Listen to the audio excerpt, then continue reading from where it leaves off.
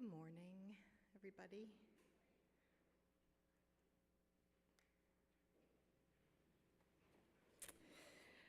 Welcome to worship at the community of First Unitarian Church of Omaha. My name is Mary Kay Peters, and I'm going to be serving as the worship associate today. Whether you're attending online or in person, I'm glad that you've chosen to worship with us today, and welcome. I offer up a special welcome, especially to visitors who are here today.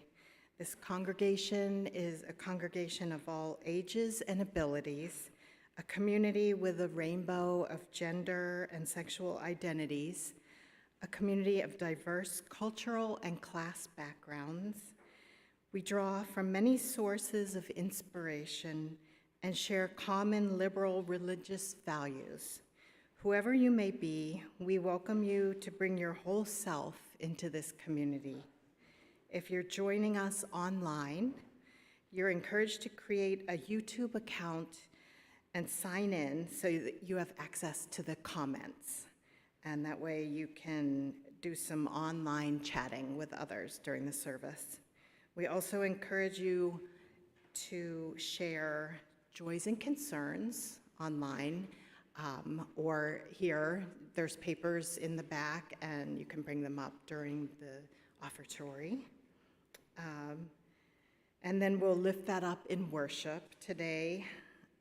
And also, those online can also just say hello to other attendees online or share something about how the service connected with you. For those here in person, you're invited after the service to go down to the coffee hour in the common room, that's downstairs, for conversation and community. And our speaker today is Jacob King. He is a recent graduate from Star King, and he is from Nebraska, and he's moved back home. So we're welcoming him here for the first time. To find out what else is going on this week, you can scan your QR code on the printed e-news or on your order service. And we affirm right now that our church occupies the traditional treaty lands of the Omaha and Oto-Missouri tribal nations, whose sovereignty existed long before the state of Nebraska. We would also like to express our respect to the Ponca and Winnebago tribes of Nebraska, Sandy Sioux tribes of Nebraska, and over 170 other tribes represented in the Omaha area. At First Unitarian Church of Omaha, we invite all to join us to go beyond land acknowledgements by educating ourselves and supporting causes, charities, and rights of Indigenous peoples in the area. And now we're going to hear Allegretto by Coomer.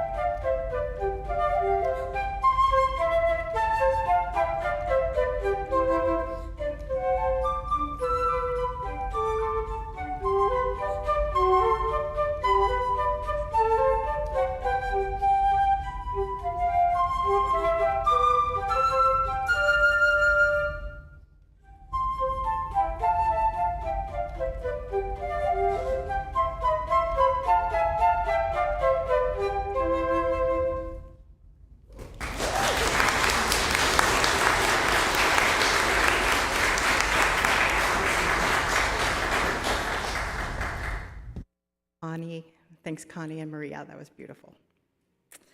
And now we have our chalice lighting. And Peg's going to come up and light the chalice, which is the symbol of our faith. And as it's lit, I invite you all to join in the chalice lighting words on your order of service. Spark of the Spirit, cupped in earth's embrace, light of love, alive in all creation. As we kindle this flame, we rekindle our connection to the sacred web of life. Thanks, Peg.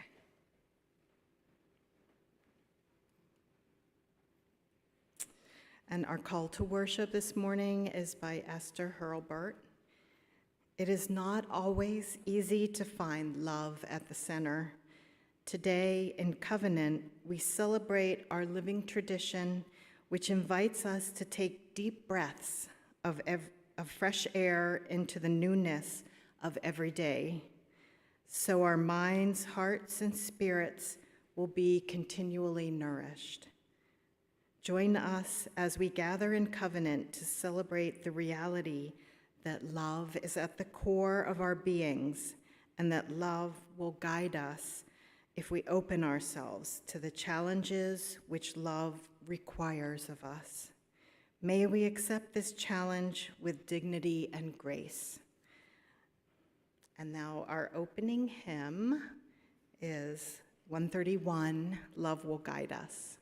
I invite everyone to sing along.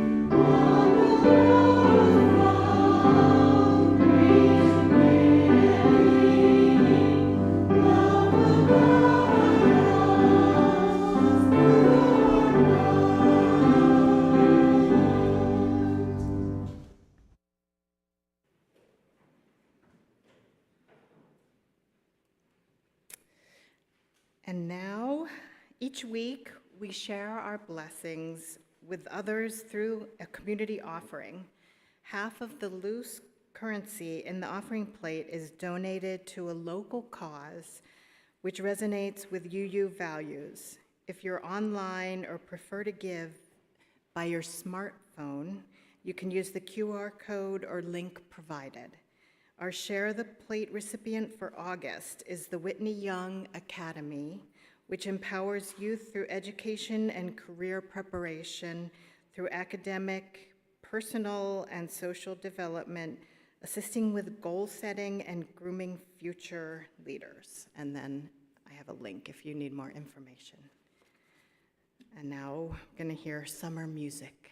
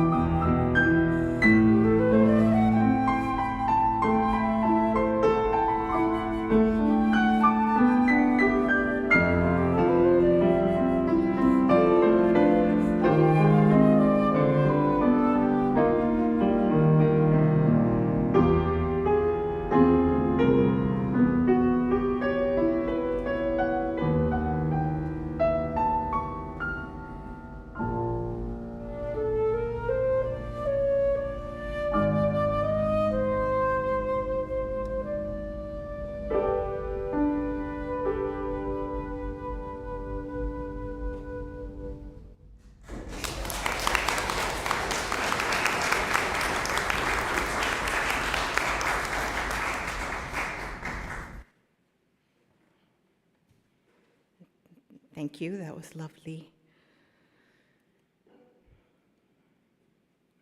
And now it's time for care and centering and sharing of our joys and concerns. And Vic wants to say thanks for the open arms and great company I have experienced as a new person in this place. Hail and welcome. And Lida has a concern. May our thoughts go to those who are still without power as a result of after last week's storm. And there's nothing online. So our thoughts are with everyone who is without power still. Hopefully there's not too many. And so now I want to do a meditation, which is the hymn 1031, Filled with Loving Kindness. And so we call it a metta meditation. And it's loving kindness is unconditional, inclusive love. A love with wisdom.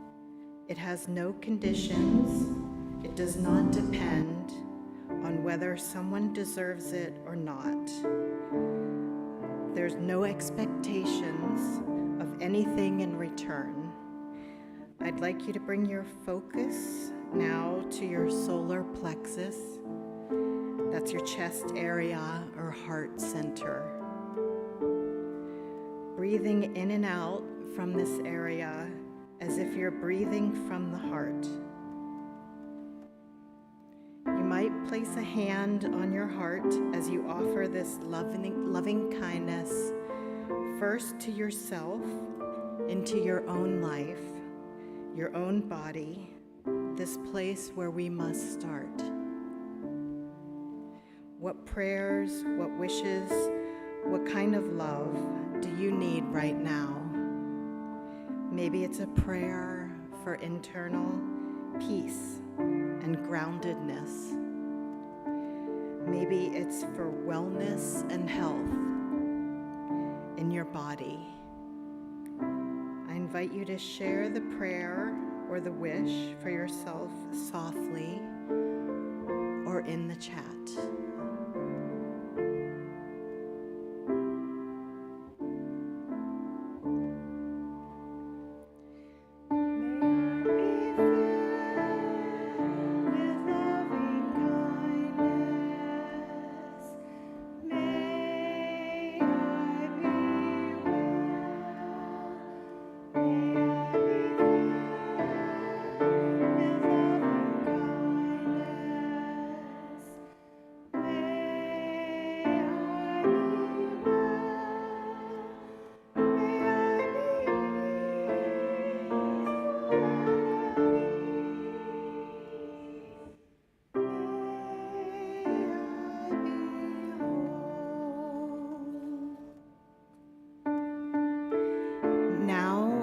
extend this loving kindness to someone outside of yourself, to a loved one or to a friend, someone within our beloved community on either side of the Missouri River that you know is needing love. Or perhaps to a stranger who you might imagine is especially struggling in this moment. I invite you to share their names softly or in the chat, adding a prayer or a wish if you choose.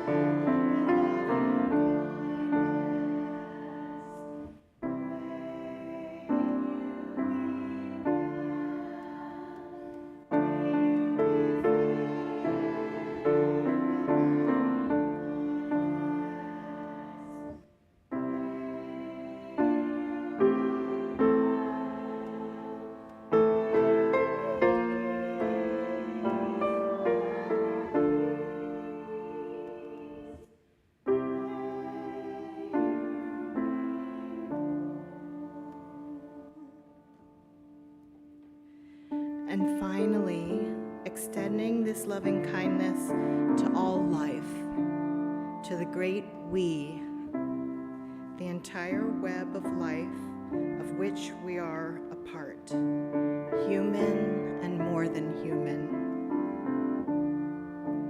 I invite you to share your prayers or wishes for the collective, for the whole, for all of us and all life, softly or in the chat.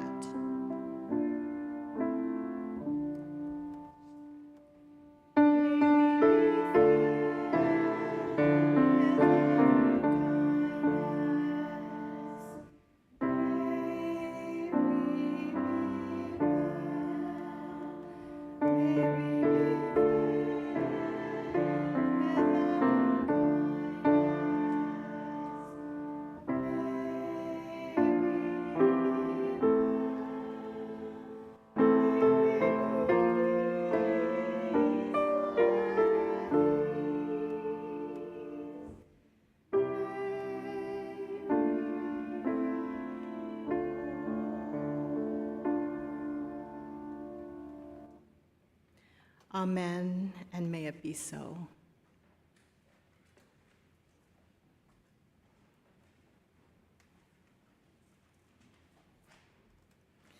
Our reading today is from Bell Hooks, All About Love. When I was a child, it was clear to me that life was not worth living if we did not know love. I wish I could testify that I came to this awareness because of the love I felt in my life, but it was love's absence that let me know how much love mattered. I was my father's first daughter. At the moment of my birth, I was looked upon with loving kindness, cherished, and made to feel wanted on this earth and in my home. To this day, I cannot remember when that feeling of being loved left me. I just know that one day I was no longer precious. Those who had initially loved me well turned away. The absence of their recognition and regard pierced my heart and left me with a feeling of brokenheartedness so profound I was spellbound. Grief and sadness overwhelmed me. I did not know what I had done wrong, and nothing I tried made it right. No other connection healed or the hurt of that first abandonment, that first banishment from love's paradise. For years, I lived my life suspended, trapped by the past, unable to move into the future. Like every wounded child, I just wanted to turn back time and be in that paradise again, in that moment of remembered rapture where I felt loved, where I felt a sense of belonging. We can never go back, I know that now. We can go forward. I feel our nation's turning away from love as intensely as I felt love's abandonment in my girlhood. Turning away, we risk moving into the wilderness of spirit, so intense we may never find our way home again.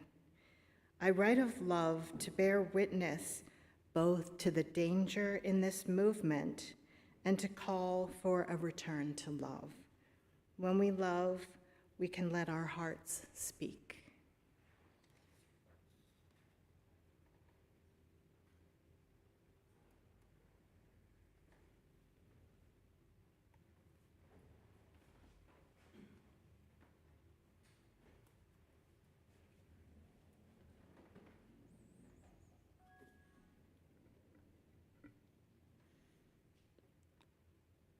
Justice.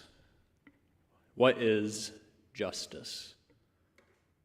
We often hear the word at some point in our daily lives, through the news, TV shows, books. Justice is a word which can be a noun, an adjective, or a verb. Justice is a multiplex term.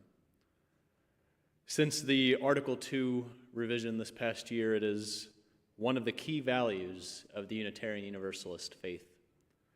This revision shares the value of justice to be inseparable from the central value of love. Interestingly enough, in the entire Article 2 bylaws, you will find the word justice in use a handful of times, but you will find the opposite of justice used once, injustice.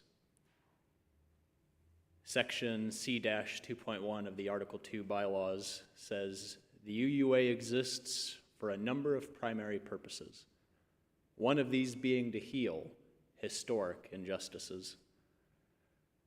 One does not need to search the history of this nation for long to find examples of historic injustices.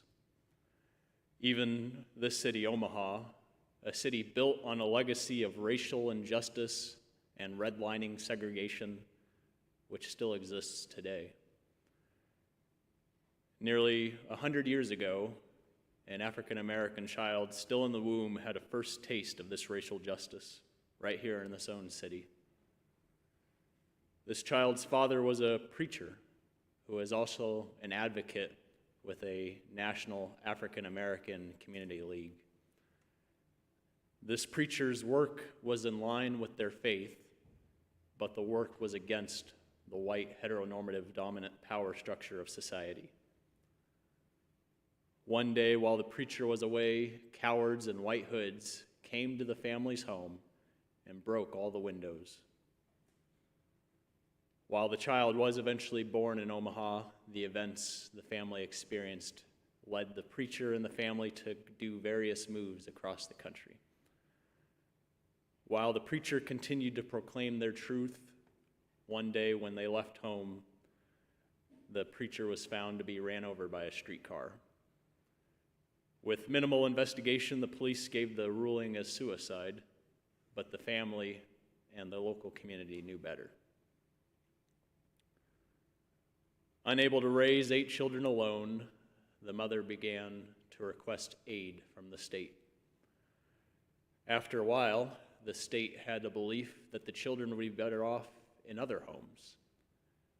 And so the mother was put by the state into a psychiatry facility.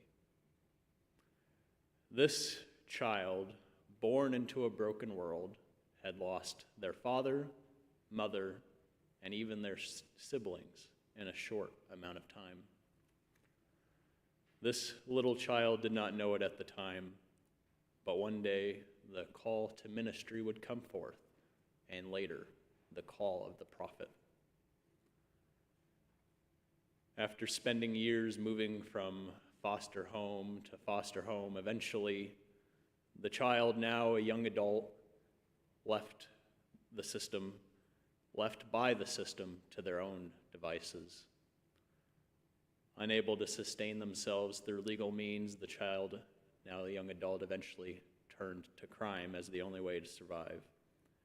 After a few years of this, prison was the next destination. And prison was where this story could have ended. In the case of prophetic voices, prisons are often used as a tool to silence the truth. For many historical prophets, prisons seems to have actually made their resolve for proclaiming truth stronger. Henry David Thoreau wrote Civil Disobedience shortly after his arrest in a protest against the poll tax. Reverend Dr. King wrote his letters from Birmingham on the floor of his jail cell. Nelson Mandela wrote numerous indomitable letters from his 27-year prison sentence. One such prophetic voice who also had to experience incarceration for speaking truth to a broken world was the Jewish prophet Jeremiah.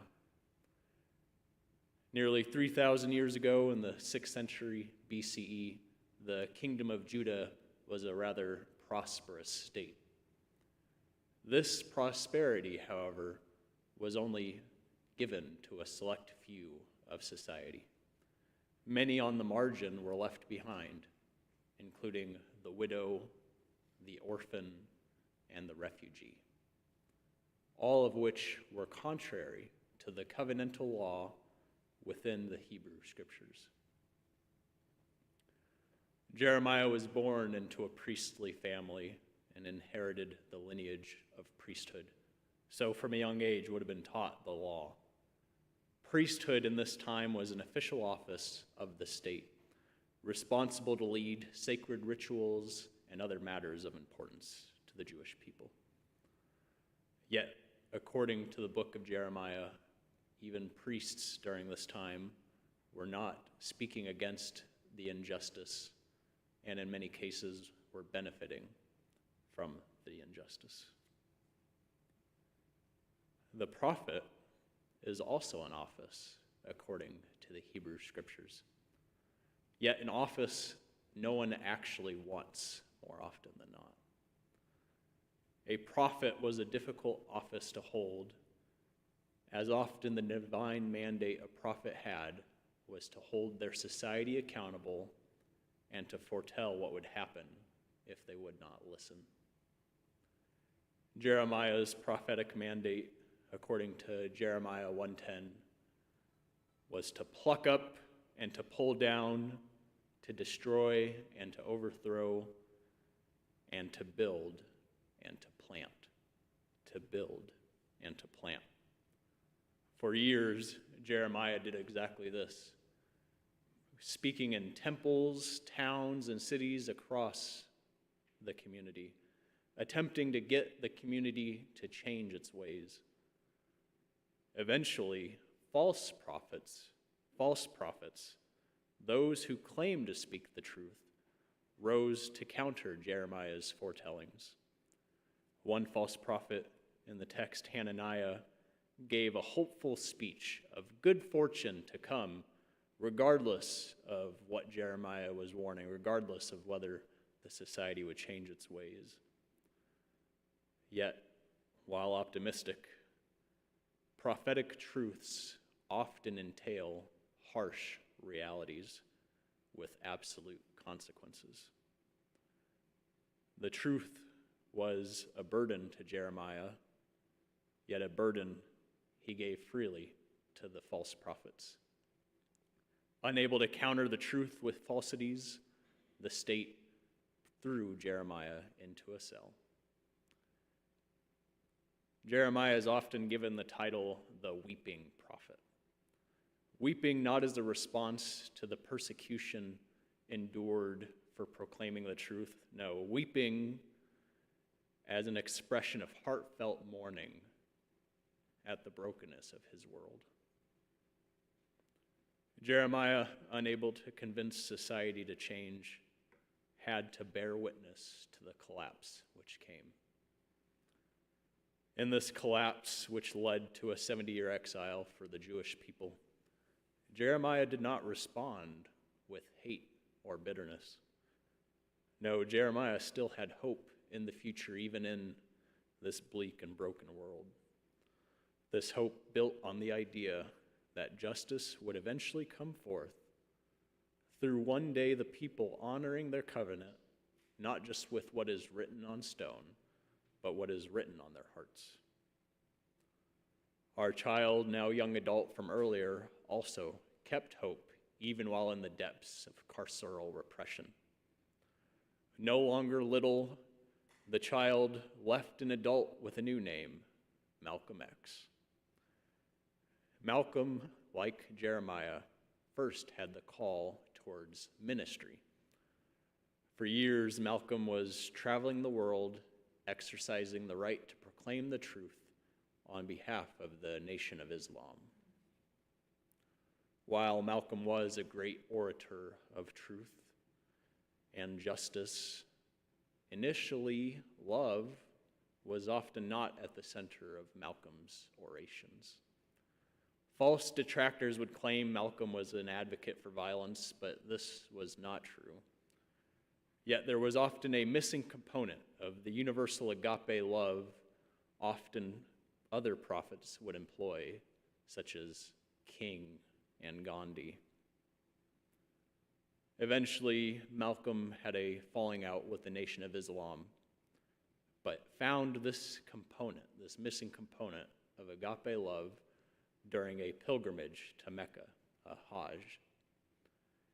In Mecca, upon witnessing peoples of all backgrounds and races coming together in unity, was Malcolm's first experience of what society could be. Mecca is where Malcolm X, the minister, was no longer, but El-Hajj Malik El-Shabazz, the prophet, came forth back to America. For the brief remaining days on this earth, Malcolm spent tirelessly advocating for human rights and a change to a systemically racist system. This change from advocating human rights rather than simply civil rights was in response to the false prophets of Malcolm's day. False prophets who would make false claims of hopeful yearning without action. False prophets who would try to whitewash the ongoing realities for people of color in America. These false prophets often were politicians who, by word of mouth, would support basic rights, but by the power of the pen and the legislation would either act or not act in accordance to what they were preaching. In the days of Jeremiah, and really through most of history, societal injustice could often only be dealt with through external forces. In our society today, a proverbial just society, change is done non-violently through legislation. Legislators who are chosen through democratic processes. As events in Venezuela this past week has shown, democratic processes are not always a guarantee. Even Nebraska this week is seeking to limit voting rights for former carceral adults, for former individuals who would also be silenced for speaking the truth. Today, our own society continues, just as in Jeremiah's day, to leave those on the margins behind through legislation. In Nebraska alone, for widows, instead of giving money to help the poor and the needy, the state redirects those funds to false prophets known as crisis pregnancy centers. In this state today, for orphans, instead of giving them aid, LB2, currently in the state legislature, would withdraw $500,000 in funding for foster care agencies. In this state today, for refugees, instead of giving them aid and comfort, as Jesus also gave direction to do, this state instead redirects that money that could be spent on sending service members to other states' borders to harass refugees. In times such as this, it is easy to look upon this broken world and weep.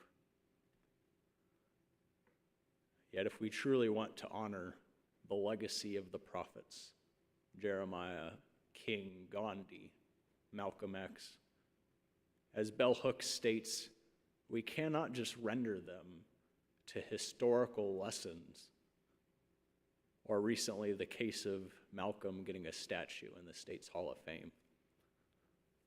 No, our UU covenant calls us to actively honor their legacy through healing action, healing the historic injustices which still permeate to this day. One action this faith participates in is UU the Vote.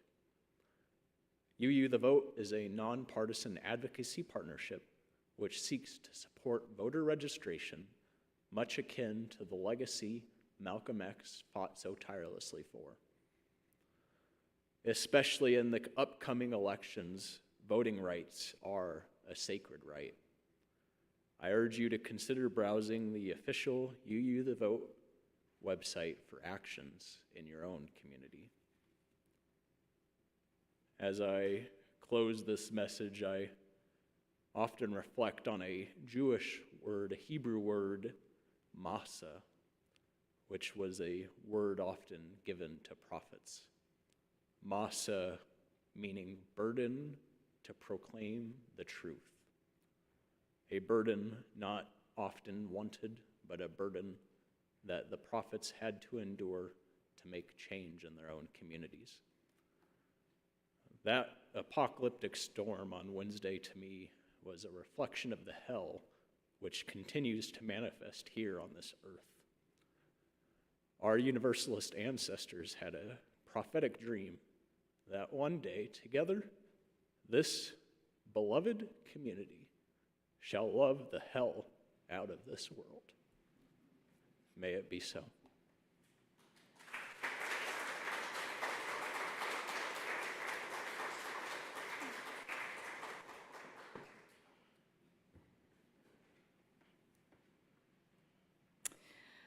Okay, please join me in our closing hymn, 1020, Wo Yaya. And